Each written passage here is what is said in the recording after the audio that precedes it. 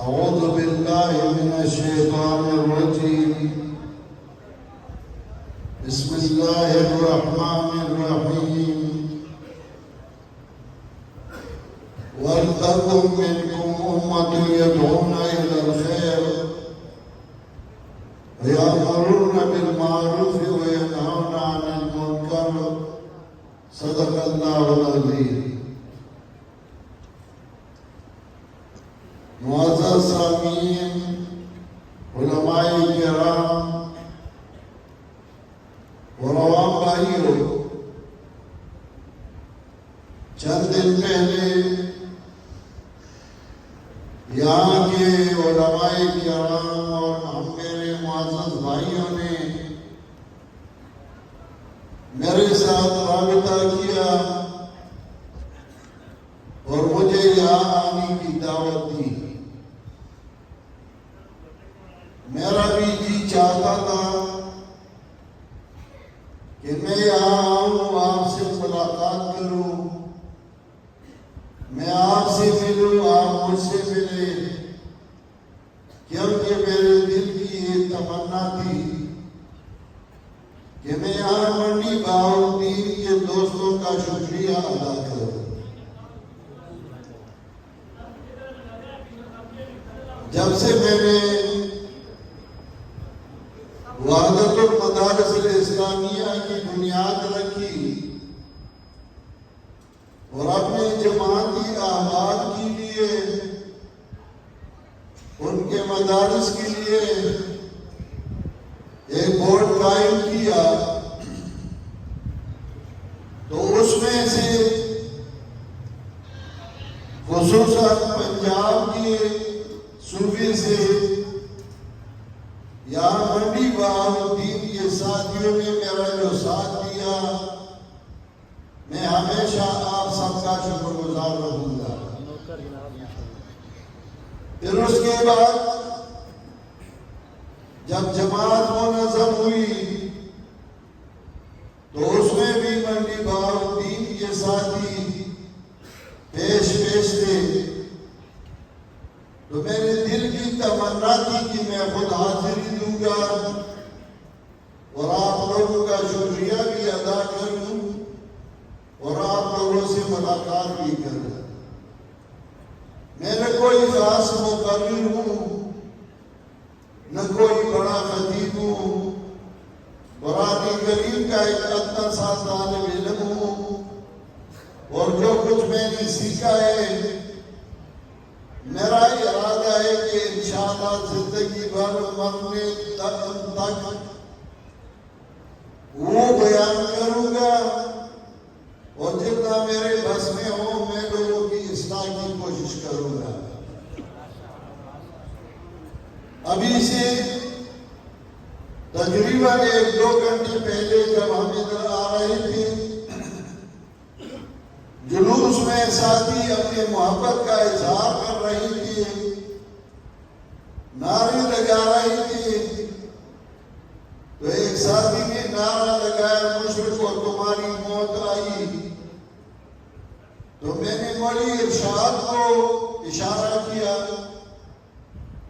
جب وہ میرے پاس آیا تو میں نے اس کو کہا اس ساتھی کو منع کرے، ہم کسی کی موت کے لیے نہیں آئے ہیں، ہم لوگوں کی اصلاح کے لیے آئے ہیں۔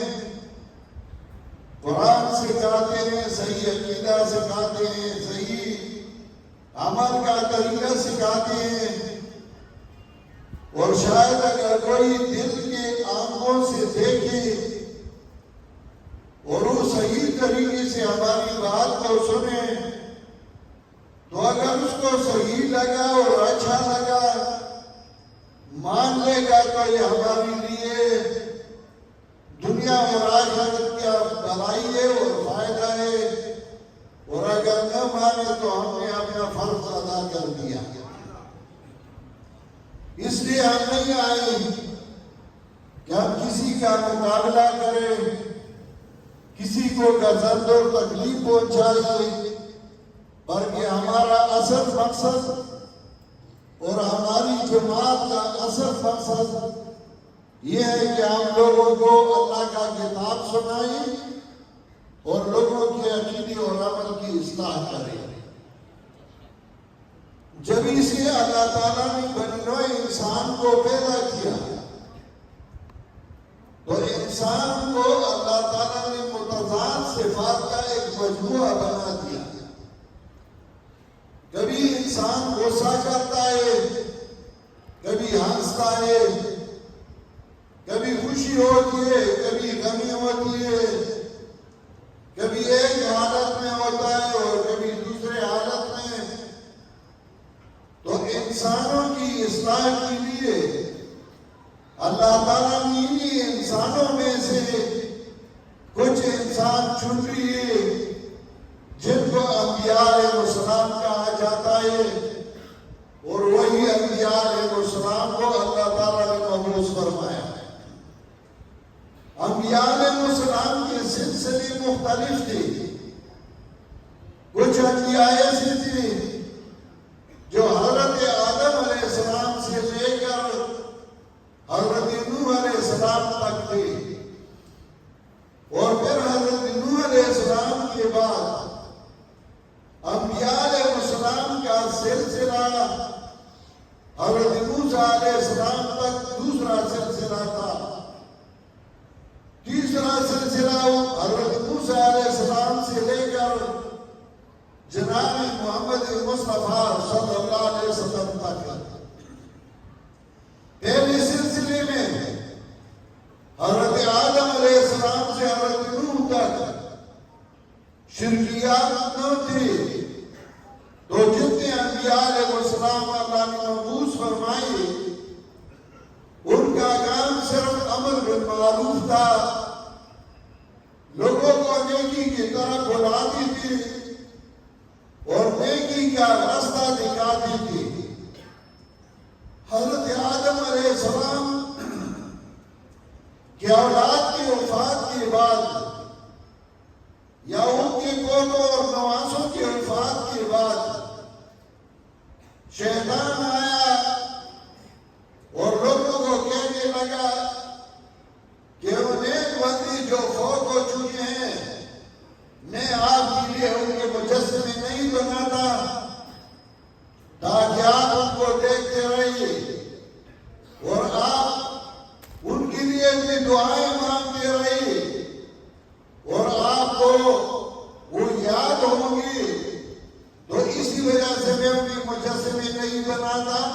حافظ ابن کثیر نے لکھا ہے تو شیطان نے ان کے مجسمے بنائے، ان کی تصویریں بنائی، ان لوگوں نے اس کو ایک عزت کے مقام پہ رکھا کہ ہماری بڑی تھی، نیک بندی تھی، اولیاء اللہ تھی، ان کو دیکھتے تھے اور ان کا شوق زیادہ ہو جاتا تھا کہ وہ عبادت کریں۔ جب ان لوگوں کی اولاد آئی تو انہوں نے ان مجسموں کو اور بھی عزت دی، حتیٰ کہ حضرت نوح علیہ السلام کا دور جب آیا تو لوگوں نے ان مجسموں کی پوجا پاٹ شروع کی۔ سب سے پہلا شرک وہ تھا شرک بالعباد الصالحین، وہ شرک کے نیک بندوں کو اللہ کے ساتھ شریک ٹھہرایا تھا۔ اور مفسرین لکھتے ہیں اول شرک ترک العالم، سب سے پہلا شرک یہ تھا جس نے مخلوق کے دروازے کٹکھٹائے کہ نیک بندوں کو اللہ کے ساتھ شریک ٹھہرایا۔ جب حضرت نوح علیہ السلام کو اللہ نے مبعوث فرمایا تو انہوں نے آپس میں کہا وَقَالُوا لَا تَذَرُنَّ وَدًّا وَلَا سُوَاعًا وَلَا يَغُوثَ وَيَعُوقَ وَنَسْرًا، آپس میں کہنے لگی ود کو نہ چھوڑو، یغوث کو نہ چھوڑو، یعوق کو نہ چھوڑو اور نصر کو نہ چھوڑو۔ یہ ود اور سواع اور یغوث اور یعوق کون تھے؟ سارے کے سارے مفسرین لکھتے ہیں کانو عباد صالحین، وہ نیک بندی تھی اور ان نیک ان کا عقیدہ یہ تھا کہ ان میں ان کی روح آتی ہے، ہم ان کے سامنے دعا مانگے اور یہ ہمارے لیے اللہ کے ہاں سفارش کی ہے۔ حضرت نوح علیہ السلام نے اس کی تردید کی، اور پھر حضرت نوح علیہ السلام سے لے کر حضرت موسیٰ علیہ السلام تک یہ سلسلہ چلتا رہا۔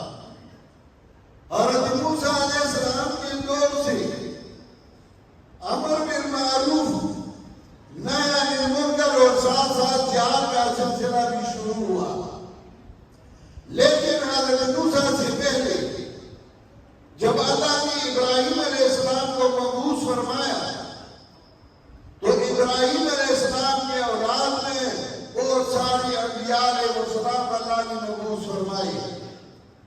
حضرت اسماعیل علیہ السلام، حضرت اسحاق علیہ السلام، حضرت یعقوب علیہ السلام، حضرت موسیٰ علیہ السلام، حضرت عیسیٰ علیہ السلام، حضرت ایوب علیہ السلام، حضرت ذوالکفل، بہت سارے انبیاء علیہ السلام اللہ نے مبعوث فرمائے۔ حضرت ابراہیم علیہ السلام سے تین ادیان، تین شریعت ان کے بعد شروع ہوئی۔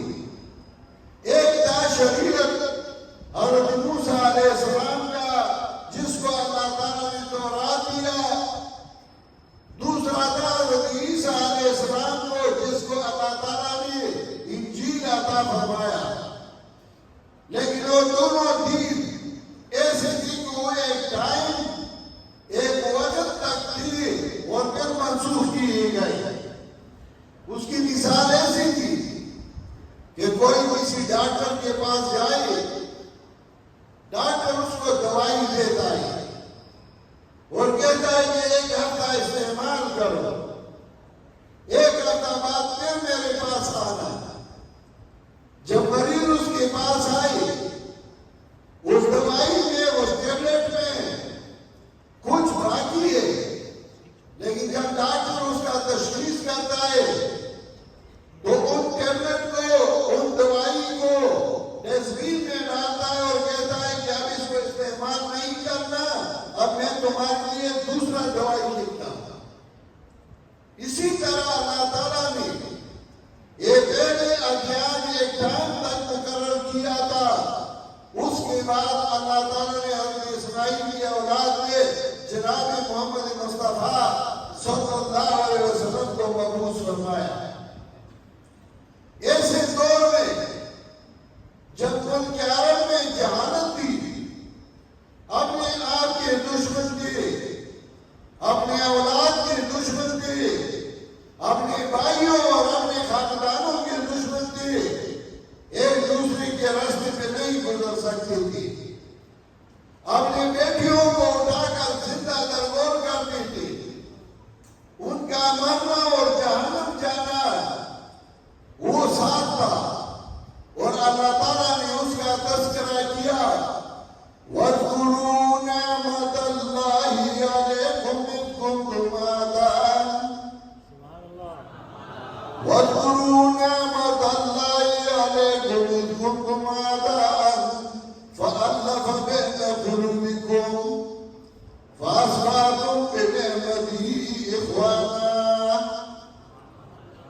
اللہ کی نعمت کو یاد کرو جب آپ لوگ ایک دوسرے کے دشمن تھے، ایک دوسرے کے راستے سے نہیں گزر سکتی تھی، اور سب سے بڑی بیماری، سب سے بڑا مصیبت دشمنی ہے۔ کسی کا باپ مر جائے، بیٹا مر جائے، بیوی مر جائے، بھائی مر جائے، پہلے دن غم زیادہ ہوتا ہے، دوسرے دن اس کی نسبت کم اور تیسرے دن اس کی نسبت کم ہو جاتا ہے، سال بعد پھر سارے بلا دیتے۔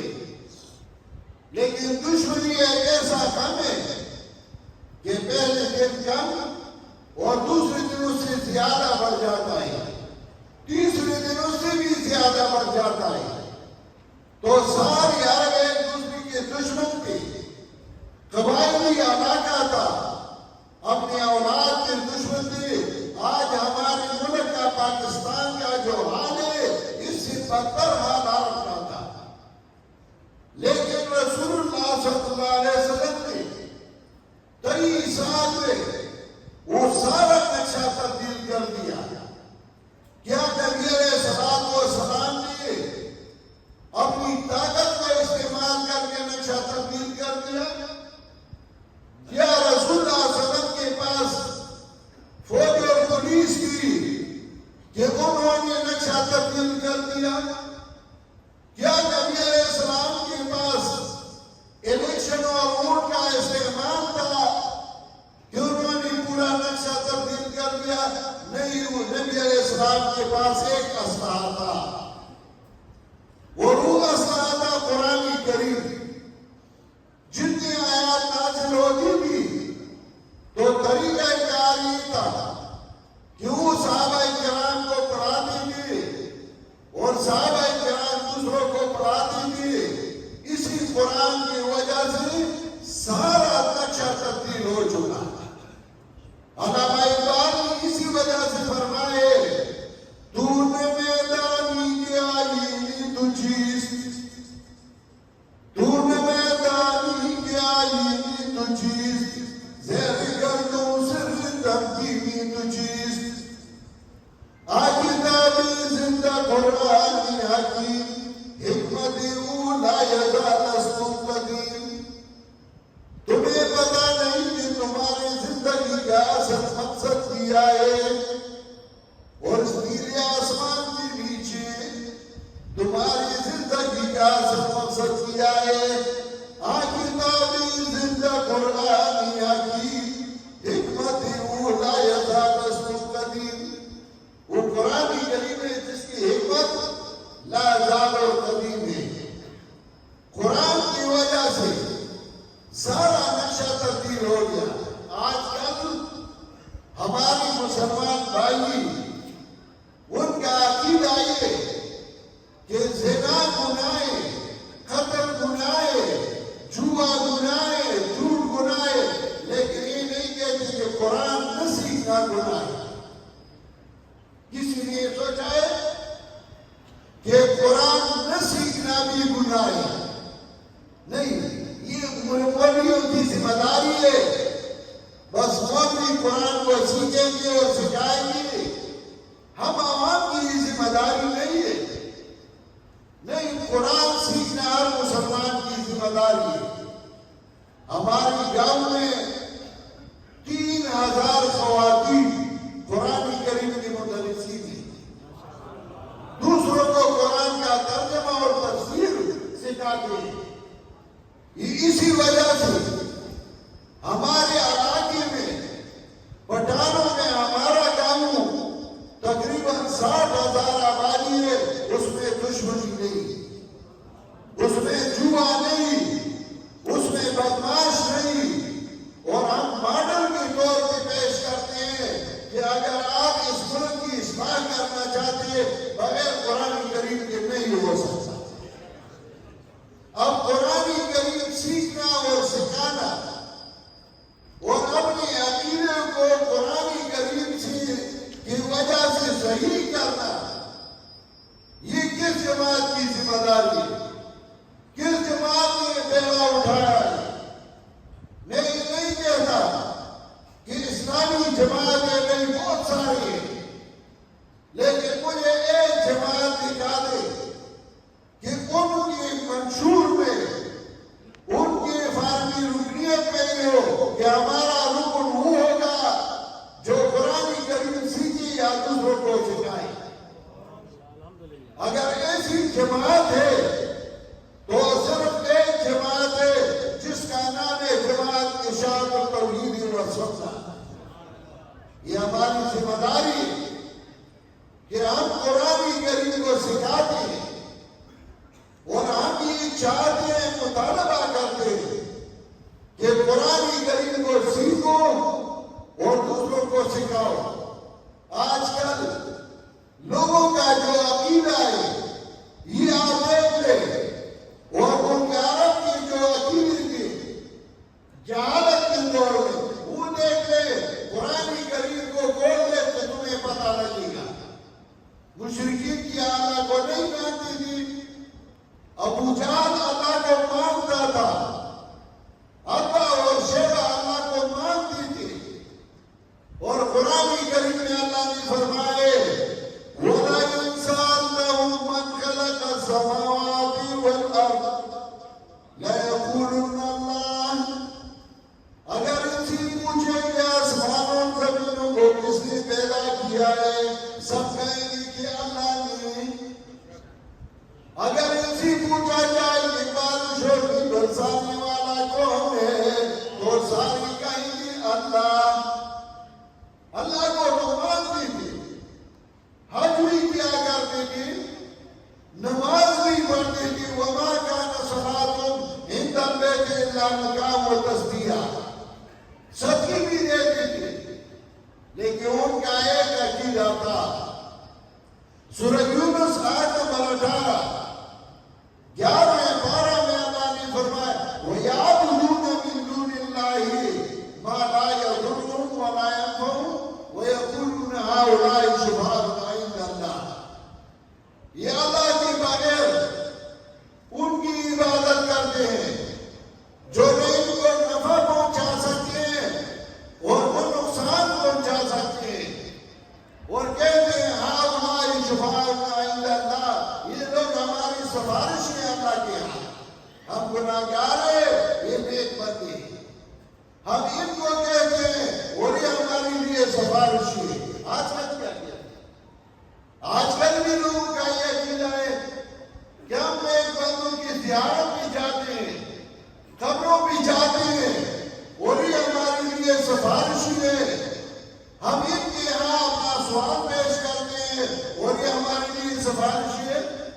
اللہ نے فرمایا قُلْ أَتُنَبِّئُونَ اللَّهَ بِمَا لَا يَعْلَمُ فِي السَّمَاوَاتِ وَلَا فِي الْأَرْضِ. میرے پیغمبر پاک کہہ دیجیے کیا اللہ کو پتہ نہ آسمانوں اور زمینوں میں؟ کچھ کہتے ہیں جج نے بھی ہم وکیل نہیں پکڑتی تو یہ بھی ہماری وکیل ہے. تو جج کو پتہ نہیں ہے تمہارے حال کا.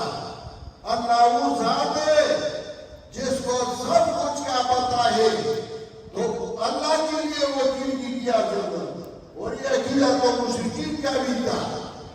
میرے بھائی اگر آپ کا بھی عقیدہ ہو تو آپ خود فیصلہ کریں کہ تمہارے اور ان کے عقیدے میں کیا فرق ہے.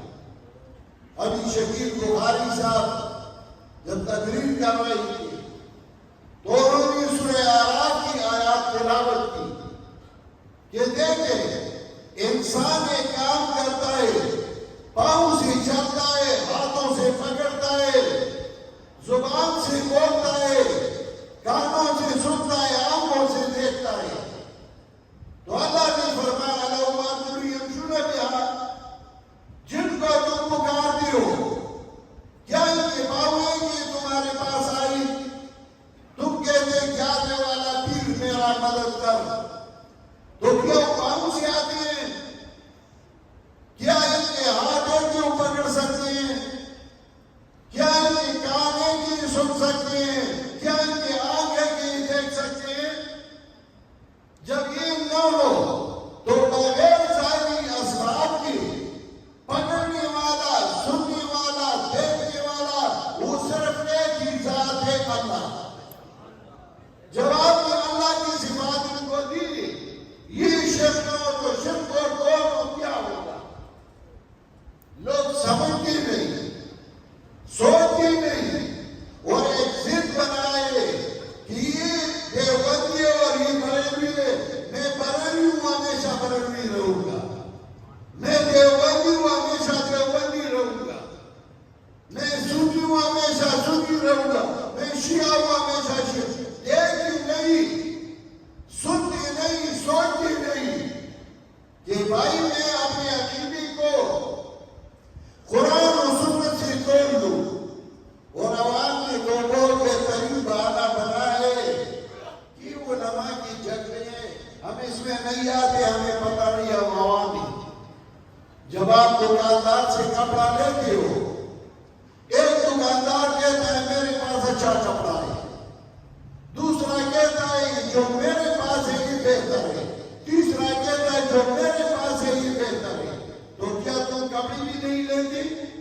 دکانداروں کا اختلاف ہے، نہیں اس میں دیکھتی ہو کہ کون سا کپڑا بہتر ہے۔ اگر ایک دکاندار کہتا ہے کہ میرے پاس وہ ہے، اس میں اچھی چائے بنتی ہے، دوسرا کہتا ہے میرے پاس ہے اس میں اچھی چائے بنتی ہے، تو کیا تم نے یہ کبھی کہا ہے کہ میں بالکل چائے نہیں پیوں گا؟ نہیں، ایک سیدھی لاتے اور دوسری نے علیحدہ اس میں چائے بناتے ہو، اور دیکھتے ہو کہ کون سی بہتر ہے۔ صرف دین کو مولویوں کی ذمہ چھوڑ دیا کہ بس مولویوں کا اختلاف ہے، ہم عوام ہیں، اس میں نہیں جاتے۔ نہیں میرے بھائیوں، یہ ہماری ذمہ داری ہے کہ ہم علماء کو سن لیں، ہر ایک کو سن لیں۔ میں نہیں کہتا کہ صرف دیوبندیوں کو سنو، میں نہیں کہتا کہ صرف ہمیں سنو، میں کہتا ہوں سب کو سن لو۔ اگر ایک مولوی آپ کو صرف کسی اور کہانیاں سناتا ہے، ایک مولوی آپ کو صرف خوابیں سناتا ہے، ایک مولوی آپ کو جھوٹی روایتیں سناتا ہے، اور دوسرا مولوی آپ کو اللہ کا کتاب سناتا ہے، اور آپ نے نہیں مانا تو قیامت کے دن تمہیں جواب دینا ہوگا، اور وہ جواب ایسی سے کیا ہے۔ ہماری علماء الحمدللہ ثم الحمدللہ جو بھی تقریر کرتا ہے، سریلی آواز سے وہ زیادہ الفاظ میں ہو، لیکن وہ اللہ کا کتاب سناتا ہے، تمہیں سمجھاتا ہے۔ علامہ احمد سعید خان صاحب اللہ کی رحمت ہے ان پہ، میں خود ان کی تقریر کبھی کبھار سنتا ہوں۔ سیدنا عبداللہ شاہ بخاری رحمہ اللہ،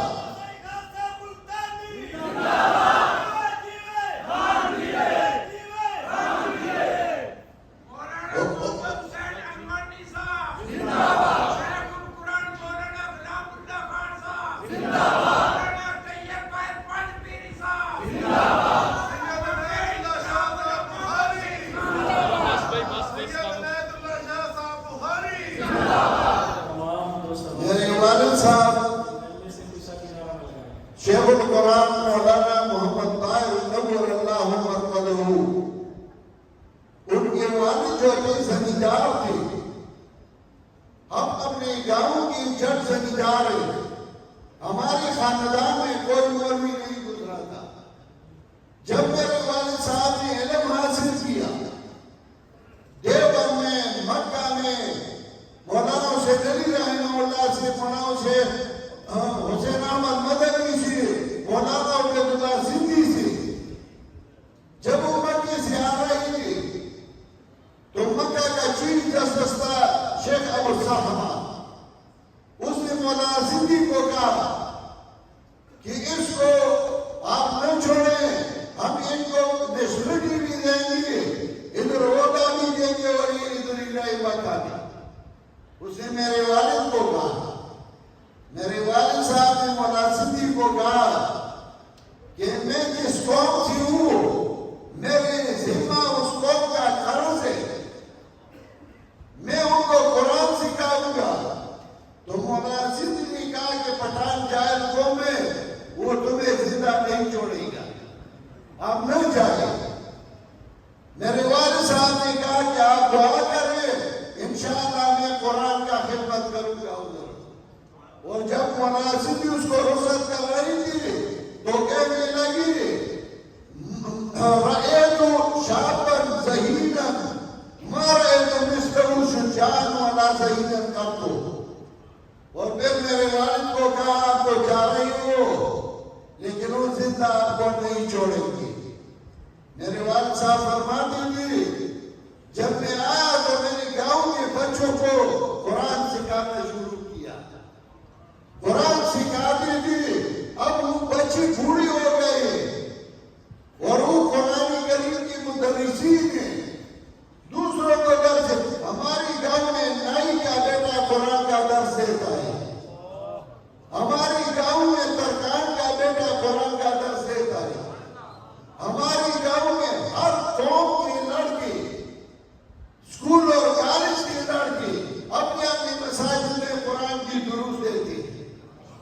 اپنے ساتھیوں کو یہ عرض کرنا چاہتا ہوں کہ آپ اپنے اپنی جگہوں کی قرآن کریم کی دروس شروع کریں، جیسا کہ اس مسجد اور مدرسے میں اس کی انتظامیہ کو اللہ تعالیٰ جزائے خیر دے کہ انہوں نے ایسے مدرسین رکھے کہ ان نوجوانوں کو، کالج اور اسکول کے نوجوانوں کو قرآن سکھاتے ہیں۔ انشاءاللہ اگر یہ 10 لڑکے قرآن سیکھے تو 10 جگہوں پہ دروس قرآن شروع کریں، تو 2 سال کے اندر اندر آپ دیکھیں گے کہ اس پورے گاؤں میں انشاءاللہ کتنی محیطین ہوں گے، جن سے اپنے جگہ پہ تقریریں اپنی جگہ پہ، لیکن قرآن کریم کی تعلیم اور تعلق یہ بہت ضروری ہے، اور یہ ہماری جماعت کا طرح امتیاز ہے۔ میں ہمیشہ کے لیے دعا گو ہوں کہ اللہ تعالیٰ ہم سب کو قرآن کریم کا خادم بنائے۔ انشاءاللہ اصل تقریر تو میرے بعد ہوگی جو آپ کے ذوق اور آپ کے مزاج کے مطابق ہوگی، اور علامہ صاحب لوگ اس فن میں بڑے ماہر بھی ہیں، ان کی تقریر بھی بڑی بہتر ہوتی ہے، اور میں تو ایک طالب علم ہوں، میں نے صرف تمہید رکھا، اور انشاءاللہ تفصیلی تقریر کی ہوگی۔ اللہ تعالیٰ ہم سب کو عمل کرنے کی توفیق عطا فرمائے۔ وآخر دعوانا ان الحمدللہ رب العالمین۔